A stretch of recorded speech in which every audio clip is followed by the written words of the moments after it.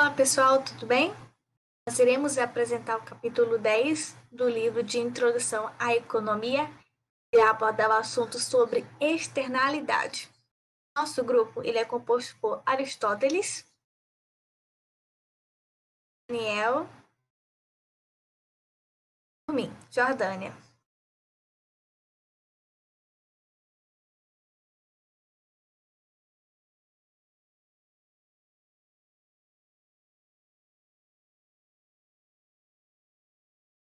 Esses serão os tópicos que iremos abordar no decorrer da nossa aula.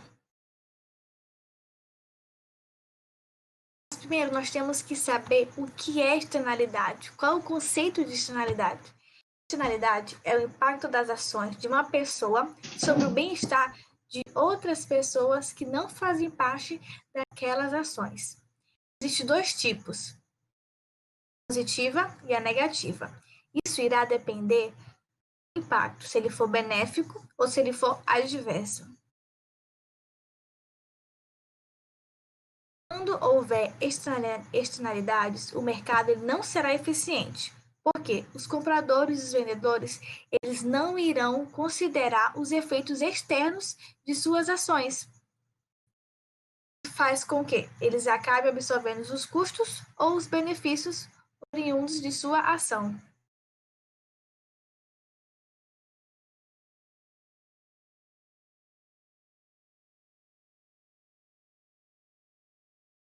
Nós anteriormente em dois tipos de externalidades. Uma negativa, as duas com as suas ações vão influenciar no bem-estar da população.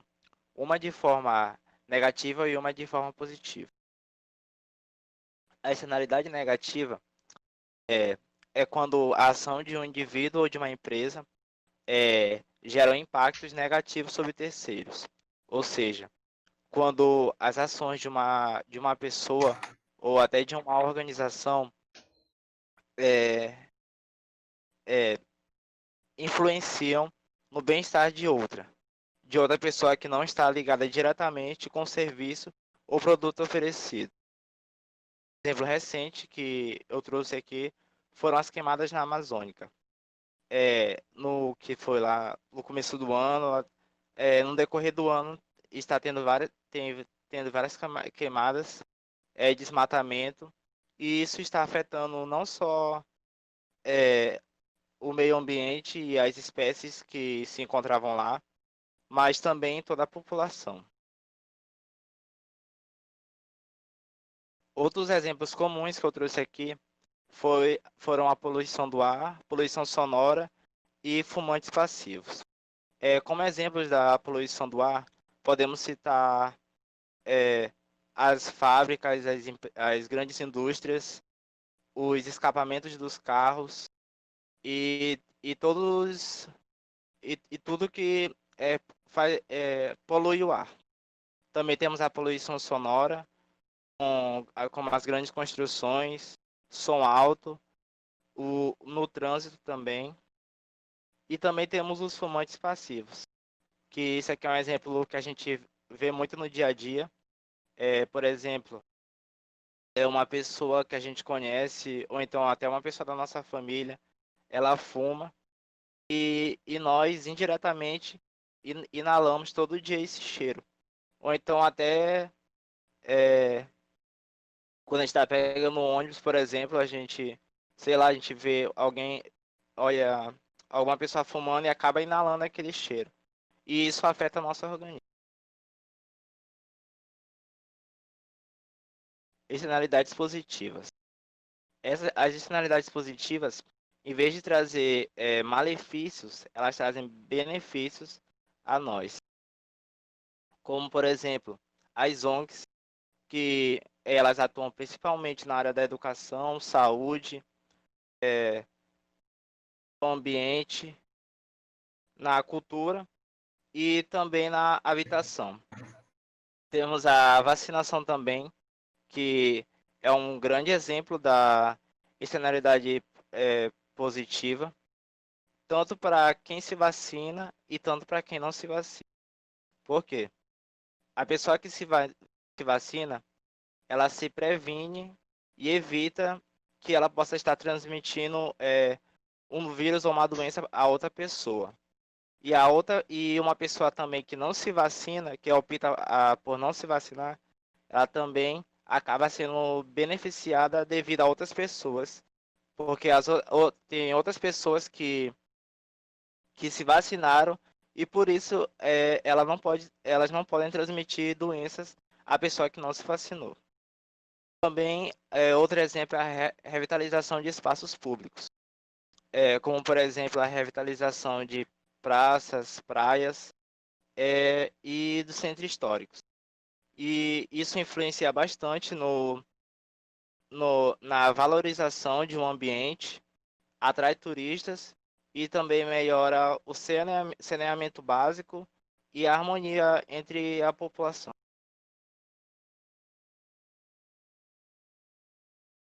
Devido às externalidades negativas, foram criadas a taxação pigoviana. O que é isso? A taxação pigoviana tem como principal objetivo acabar com todas as externalidades negativas, ou seja, todas as consequências desfavoráveis surgidas através da produção e consumo de bens e serviços. Então, tudo que for produzido, consumido ou um serviço também e prejudicar o bem-estar da população, esse produto ou serviço será é, terá um imposto, que será a taxação picoviana. Uns exemplos são os cigarros, que como eu já falei antes, a gente no dia a dia a gente acaba por inalar aquele cheiro e acaba nos prejudicando. E por isso e nos causa danos na saúde. E por isso tem esse imposto para compensar os custos da saúde. Também tem os padrões de emissão, e agora todos os automóveis têm padrões de emissões para evitar que, por exemplo, um carro exceda o limite dessa emissão, emitindo gases poluentes ao meio ambiente, prejudicando toda a população. E também tem a tributa à gasolina. E isso é um dos motivos do preço da gasolina ser um pouco alto. Porque com o aumento do preço da gasolina, vai diminuir o fluxo de carros circulando e, em consequência, diminuirá também a emissão dos gases nocivos à atmosfera. E também foi criado o subsídio pigoviano, que em contrapartida, ao contrário da taxa pigoviana, o subsídio agora impacta na externalidade positiva, ou seja, ele é um estímulo econômico para impulsionar a externalidade positiva.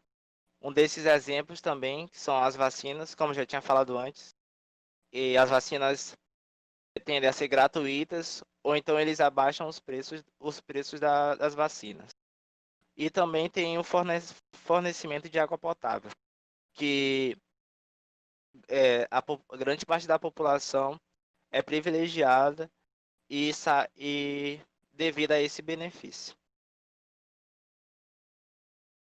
É, Resumindo o que falamos, tem a externalidade negativa e a positiva.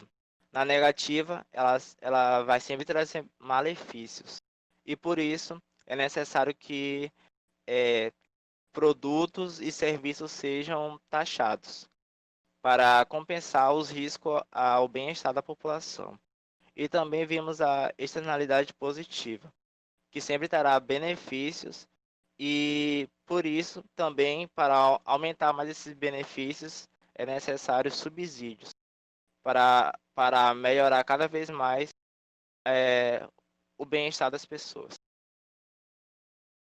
Políticas públicas para as externalidades. Bom, as soluções dos mercados privados e dos formuladores de políticas públicas, que é o governo, visam as soluções que têm como objetivo alocar maior recursos para ter mais proximidade ao ótimo social. Bom, esse ótimo social, ele tem como objetivo a satisfação de externalidades positivas e também as externalidades negativas. Então, o governo pode reagir de duas formas: adotar medidas regulamentadoras e incentivos a iniciativas privadas. Ele pode instituir a política de comando e controle a fim de limitar ou proibir as empresas para assim obter o controle das externalidades. O papel do Estado é de impor limites a empresas, regulamentar certos comportamentos para assim então controlar as externalidades. Um exemplo bem disso é o governo pode inibir, proibir ou limitar gradativamente certas quantidades de poluição produzidas pelas empresas. Então, como medida, o governo pode criar regulamentos ambientais de forma que reduza significativamente as emissões poluentes dessas empresas.